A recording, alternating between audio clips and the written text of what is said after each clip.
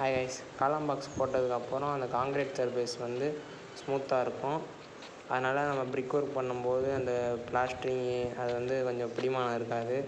அதுக்காக ஆணிலேயோ கம்பிலேயோ இது மாதிரி நம்ம வந்து கிழிச்சு விடணும். இந்த மாதிரி கிழிச்சதுக்கப்புறம் அந்த சிமெண்ட் மாட்டர் வந்து கொஞ்சம் க்ரிப்பாக ஒட்டும்.